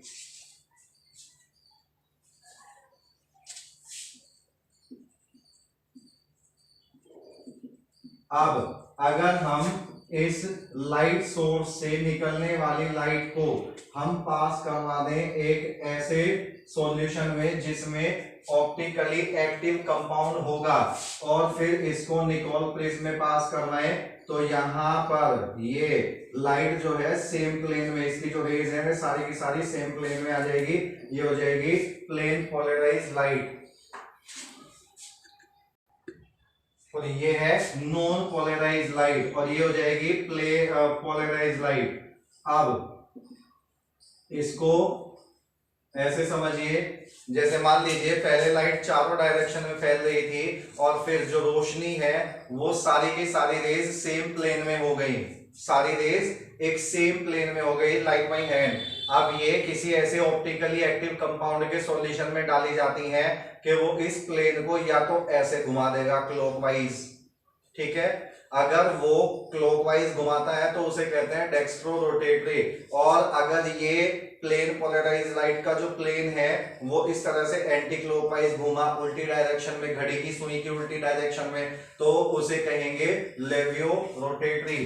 तो डिफरेंट डायरेक्शन क्या हो सकती है, एक तो क्लॉकवाइज हो सकती है, क्लॉकवाइज प्लेन पोलराइज लाइट के प्लेन को घुमाया जा सकता है। तो ऐसे कंपाउंड जो क्लॉकवाइज घुमाते हैं उन्हें कहते हैं डेक्स्ट्रो रोटेटरी, डेक्स्ट्रो रोटेटरी, या इन्हें कहते हैं डी फॉर्म, ठीक है। या फिर वो कंपाउंड आपका एंटी क्लॉकवाइज उसके प्लेन पोलराइज लाइट के प्लेन को घुमा सकता है, उसे कहते हैं लेवियो रोटेटरी, और इन्हें हम एल फॉर्म भी कह सकते हैं, ठीक है। तो ये थोड़ा सा बेसिक था जिसे समझना जरूरी था। ऑप्टिकली एक्टिव कंपाउंड क्या होते हैं, प्लेन पोलराइज्ड लाइट क्या होती है, डी फॉर्म और एल फॉर्म क्या होती है। अब इसके बाद में आप कुछ पॉइंट नोट करेंगे, और वो पॉइंट्स ये है कि अगर किसी भी कंपाउंड में सिमेट्री होगी तो वो ये ऑप्टिकल आइसोमेरिज्म शो नहीं करते हैं। तो ये पॉइंट आप ऐसे लिख लीजिए, कोऑर्डिनेशन नंबर 1 वाले, 2 वाले, 3 वाले और 4 वाले, और 4 वाले भी स्क्वायर प्लेनर वाले कंपाउंड ये आइसोमेरिज्म शो नहीं करेंगे, क्योंकि स्क्वायर प्लेनर में जो है सिमेट्री पाई जाती है। और यहाँ पे हम स्पेशली लेंगे कोऑर्डिनेशन नंबर 6 वाले, कोऑर्डिनेशन नंबर 6 वाले जो कंपाउंड होते हैं, जो आपके ऑक्टाहेड्रल होते हैं, वे कंपाउंड आपके ऑप्टिकल आइसोमेरिज्म शो करते हैं।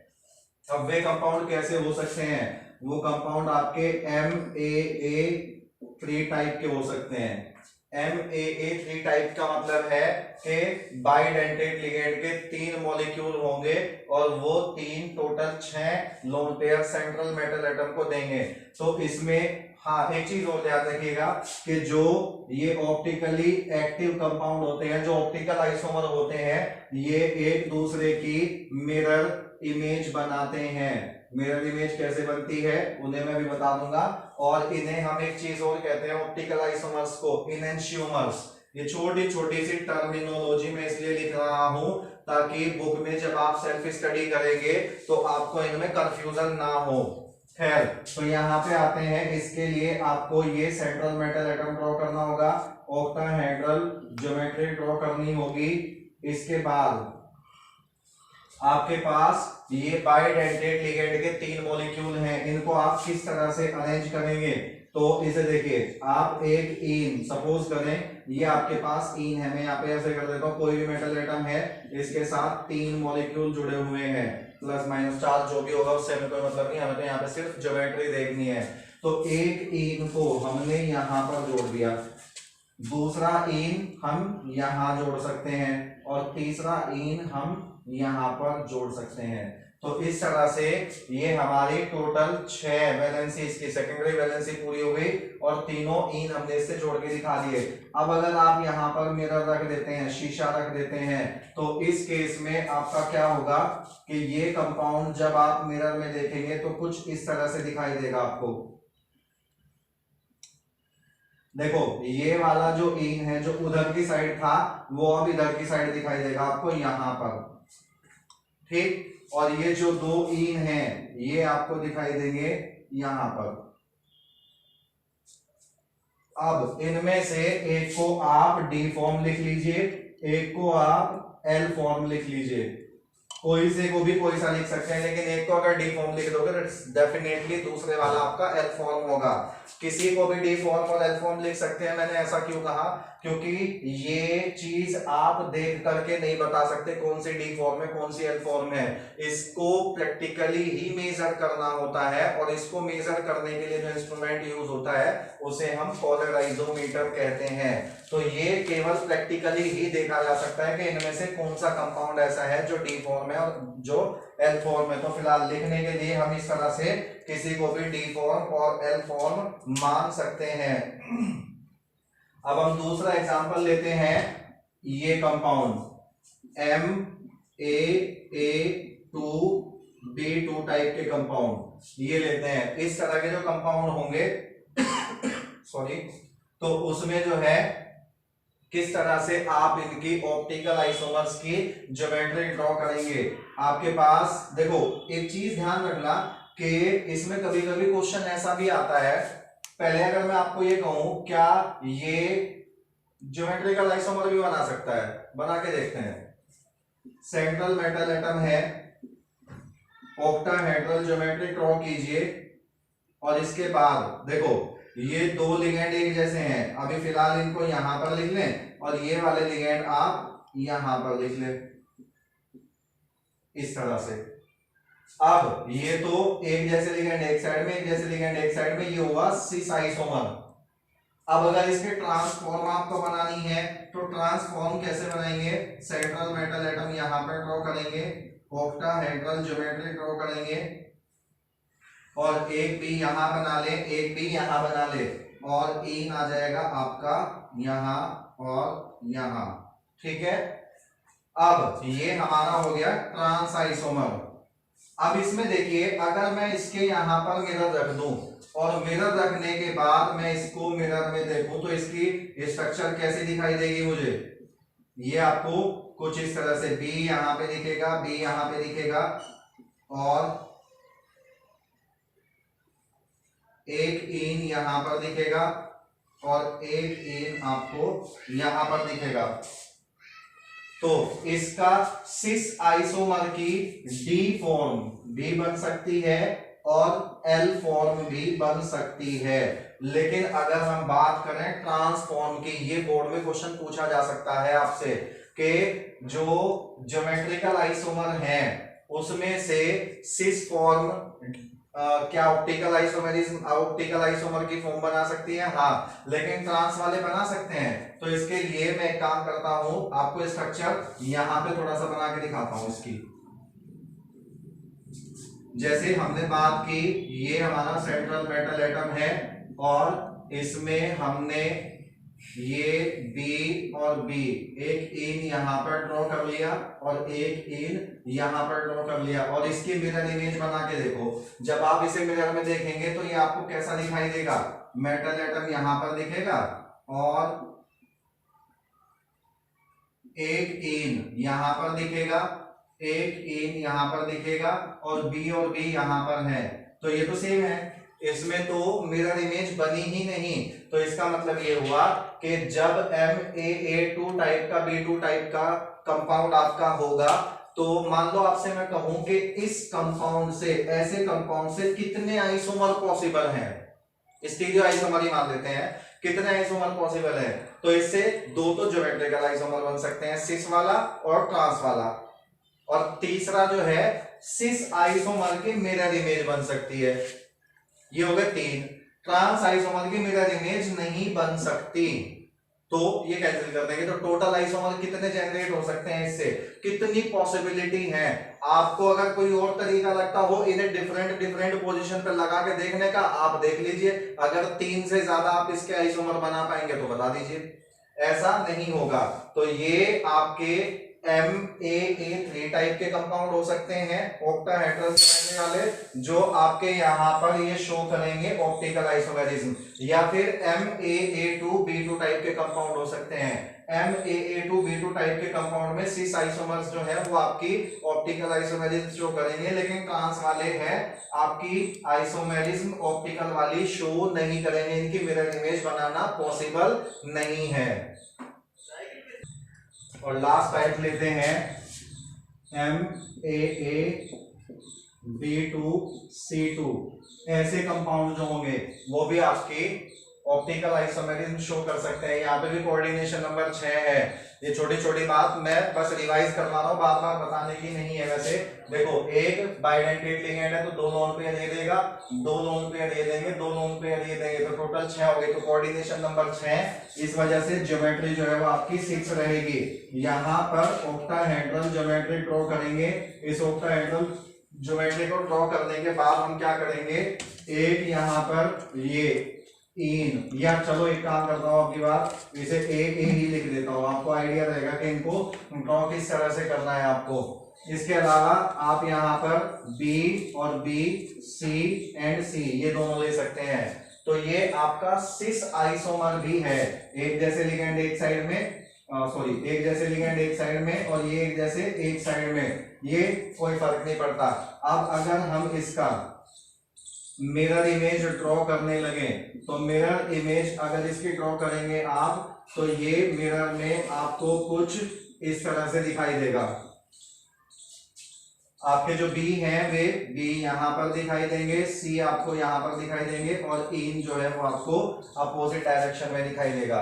तो इनमें से एक आपकी डी फॉर्म हो जाएगी, एक आपकी एल फॉर्म हो जाएगी, बिल्कुल पिछले केस की तरह। यहाँ पर भी सिस आइसोमर, मैंने कहा ये आपका है सिस आइसोमर, केवल सिस आइसोमर ही आपका मिरर इमेज मतलब ऑप्टिकली आइसोमर बना सकता है। जो ट्रांसफॉर्म है वो आपका ऑप्टिकल आइसोमर नहीं बनाएगा।